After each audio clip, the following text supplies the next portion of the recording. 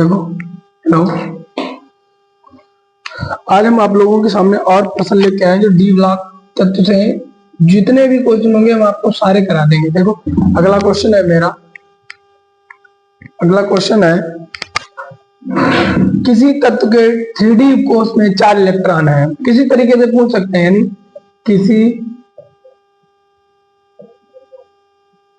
किसी तत्व के 3D कोश में, किसी तत्व के 3D उपकोश में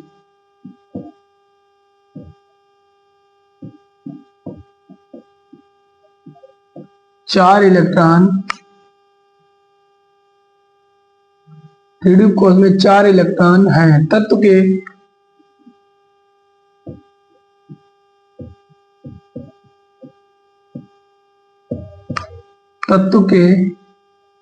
डी उपकोश में इलेक्ट्रॉनों का वितरण कीजिए। तत्व के डी उपकोश में इलेक्ट्रॉनों का वितरण कीजिए। तत्व के डी उपकोश में इलेक्ट्रॉन का वितरण कीजिए। वितरण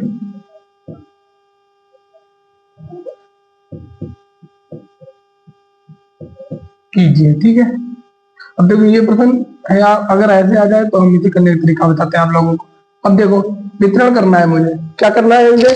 अब देखो, 3D में 4 किसमें होते हैं, मेरा जो नॉर्मल इलेक्ट्रॉनिक विन्यास होगा उसके हिसाब से अगर हम करें तो 1s2, 2s2, 2p6, 3s2, 3p6, 4s2 और 3d4, यही तो होगा। लास्ट में 4 आएंगे तो देखो कितना है, 2 2 4 6 10, 2 12, 6 18, 2 20 4 24। 24 किसका होता है, क्रोमियम का, ठीक है। तो मैंने 3D कोश में इलेक्ट्रॉनों का वितरण करना है। अब देखो यहाँ पर, लेकिन हमने जो क्रोमियम का नियम पढ़ा है, क्रोमियम का इलेक्ट्रॉनिक विन्यास पढ़ा है, उसमें ऐसे इलेक्ट्रॉनिक विन्यास होता ही नहीं है। उसमें ऐसे इलेक्ट्रॉनिक विन्यास होता नहीं होता है ना। तो इसके हम 3D कोश में जैसे भी इलेक्ट्रॉनों का वितरण होगा वैसे करेंगे। अब देखो, जो मेरा ये होगा, मेरा electron 1s2, 2s2, 2p6, 3s2, 3p6 और 4s1 और 3d5, ठीक है। अब देखो, अब इसका इलेक्ट्रॉनिक विन्यासों का डी कोश में वितरण करेंगे। देखो,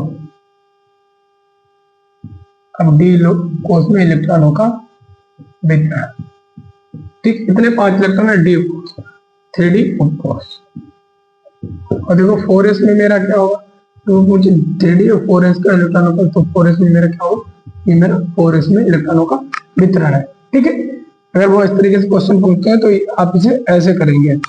अगला मेरे पास क्वेश्चन है, जब वो कभी कभी पूछ लेते हैं, क्या होता है जब केवल रासायनिक समीकरण दीजिए। उन्होंने पूछा क्या होता है जब केवल रासायनिक समीकरण दीजिए। इससे पहले 1 2 क्वेश्चन और कराते हैं।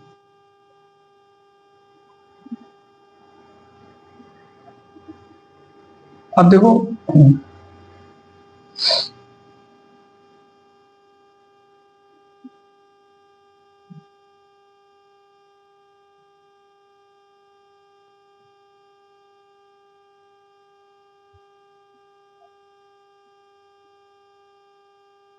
मुझे क्रोमाइड से पोटेशियम डाइक्रोमेट बनाने की विधि का रासायनिक समीकरण लिखिए। कभी कभी पूछ लेते हैं, क्रोमाइड से पोटेशियम डाइक्रोमेट बनाने की विधि का वर्णन कीजिए।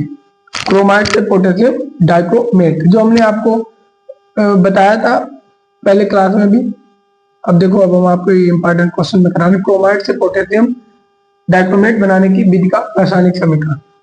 क्वेश्चन बना, क्रोमाइड से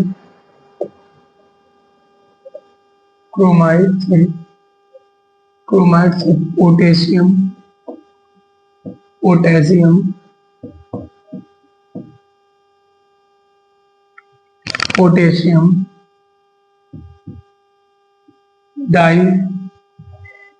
पोटेशियम क्या,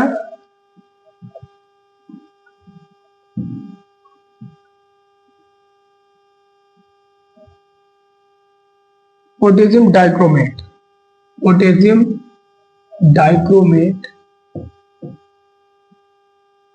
पोटेशियम डाइक्रोमेट बनाने की विधि का रासायनिक समीकरण।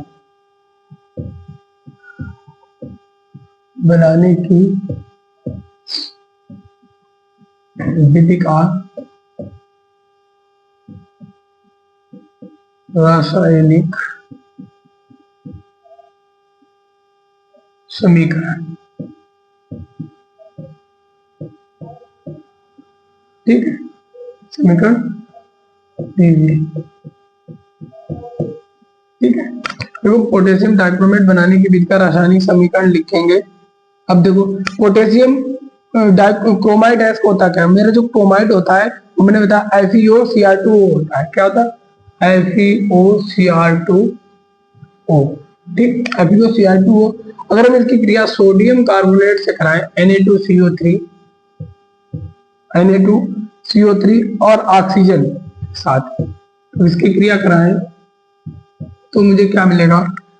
तो मुझे पहले सोडियम क्रोमेट बनाएंगे। सबसे पहले मेरा क्या बनेगा? Sodium chromate Na2CrO4। क्या बनाएंगे? Na2CrO4। ठीक है, ये क्या बनेगा मेरा? Sodium chromate. सोडियम क्रोमेट बनाएंगे। ये मेरा क्या है? Sodium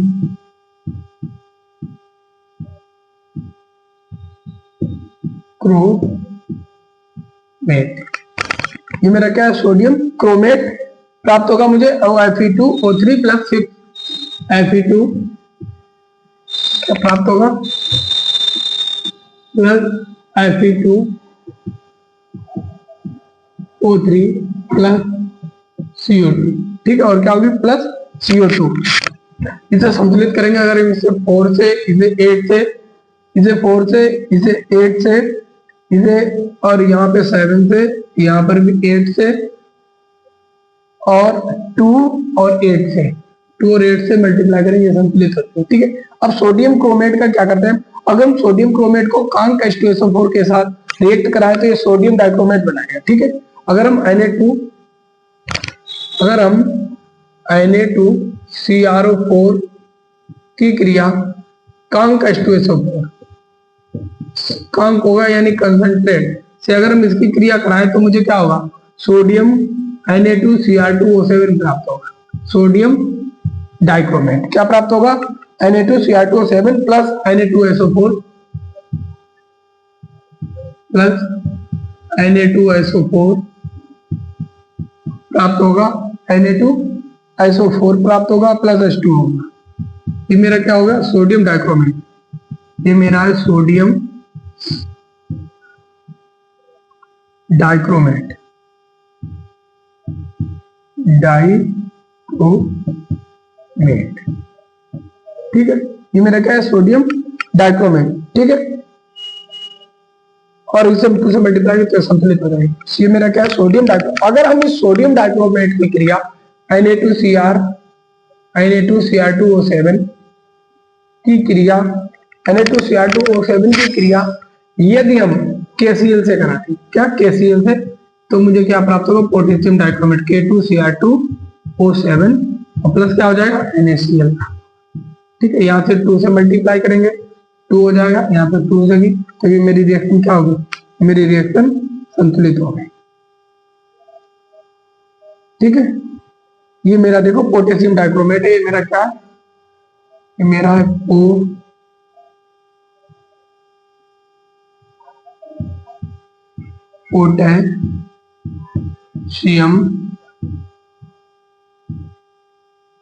potassium dichromate. ठीक, ये मेरा क्या है? Potassium dichromate. ठीक है, और है देखो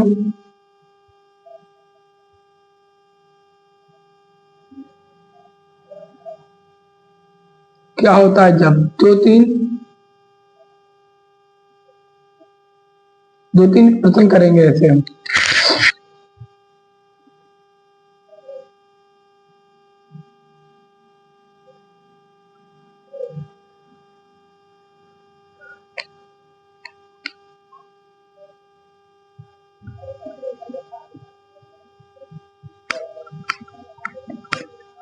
देखो ये रिएक्शन है कि अगर हम उदासीन माध्यम में पोटेशियम परमैंगनेट अमीनो एसिड से मैग्नीज सल्फेट से क्रिया करता है तब क्या करता है, क्या बना है, उदासीन माध्यम में पोटेशियम परमैंगनेट, उदासीन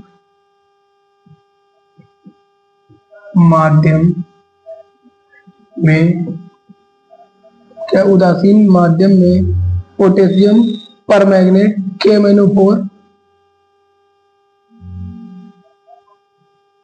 पोटेशियम परमैंगनेट, पोटेशियम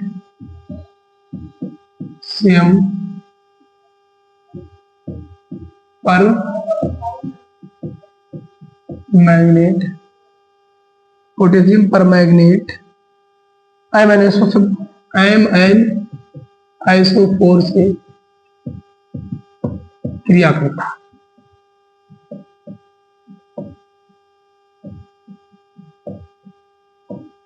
ठीक है, क्या होगा अब देखो क्या था, KMnO4 की क्रिया